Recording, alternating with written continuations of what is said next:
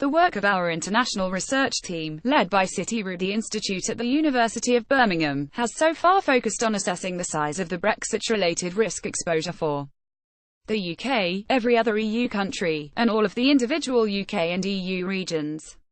Many Brexit discussions in the UK media and political circles often focus on the relationship between trade balances and the likely outcomes of UK-EU trade negotiations.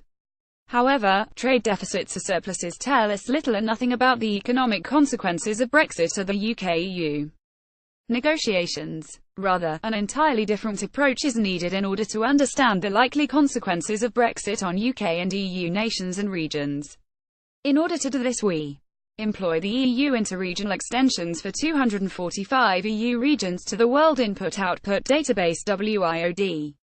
These data link international and interregional trade flows to domestic national economic structures, and incorporate global value chains in which intermediate goods and services move across borders multiple times before final consumption. Being able to account for the cross-border value chains which combine exporting, importing, re-exporting, and re-importing is very important because observations of simple trade flows, exports and imports or trade balances, cannot tell us how much trade or changes in trade contribute to the GDP or changes in GDP of the country or a region. Rather, it is necessary to calculate what is known as value added in exports, and this can only be done by using a setup such as WIOD. Our data in effect allows us to gauge the size of the trade-related economic risk and therefore the potential economic shock to all UK and EU regions and countries in the event of a no-deal scenario between the UK and the EU. Three major findings emerge from our analysis. First, most of the UK regions outside of London and the southeast of England are far more exposed to Brexit risks than London in its hinterland areas. London's exposure is 12% of GDP, whereas many UK regions face Brexit risk levels which are 25% higher than London.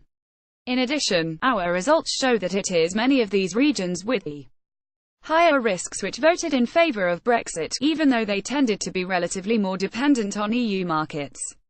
Second, there is a strong sectoral and geographical logic across EU regions to Brexit-related risks, with regions in countries close to the UK, such as Ireland, Germany, the Netherlands and Belgium being much more exposed than regions in southern or Central Europe. Irish regions face similar levels of exposure to the least exposed UK regions, namely London and parts of northern Scotland, while the risk exposure of German, Dutch or Belgian regions are between 1/4 and 1/2 of those faced by UK regions. The rest of the EU is largely unaffected, with Brexit-related risks of just some 2% of GDP or less for more than 2/3 of the EU member states. Third, the Brexit-related risk exposure levels of the UK as a whole are 4.6 times higher than for the EU as a whole. These three findings also lead to three further implications. In economic terms, the UK is in a very weak bargaining position relative to the EU. B. On trade-related economic grounds, the majority of EU countries have little incentive to support a comprehensive UK-EU free trade deal. See, Brexit is very likely to make the UK's interregional inequalities great. It is very clear that in economic terms the bargaining position of the UK is very weak, because the UK's risk exposure levels to Brexit are so much higher than that of the EU as a whole.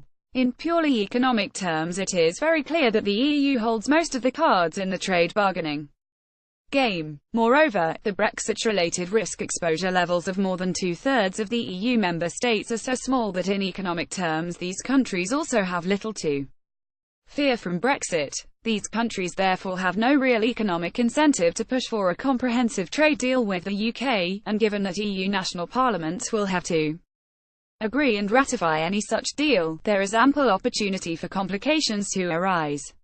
Yet, the insights outlined here may also appear to be rather puzzling to those used to hearing that EU will be desperate to conclude a comprehensive trade deal because it runs a trade surplus with the UK. Unfortunately, such arguments are based on flawed logic known as mercantilism, which died with the Corn Law debates of the 19th century and disappeared from economics globally well over a century ago. For some reason, however, such flawed thinking has rather surprisingly resurfaced in Brexit debates, although it has no empirical or theoretical basis whatsoever. Instead, in order to understand the importance of trade on the economy, and also the pressure to agree a comprehensive trade deal, it is necessary to use the types of data outlined here. Our data show that economically the UK is in a very weak position and in far greater need of a comprehensive trade deal than is the rest of the EU. Our results also show that the interregional inequalities within the UK, which are already amongst the highest in the industrialised world, are likely to be made worse by Brexit. Regions with higher levels of Brexit-related risk exposure will need to restructure to a greater extent post-Brexit than those with lower levels of exposure, just to maintain their current position.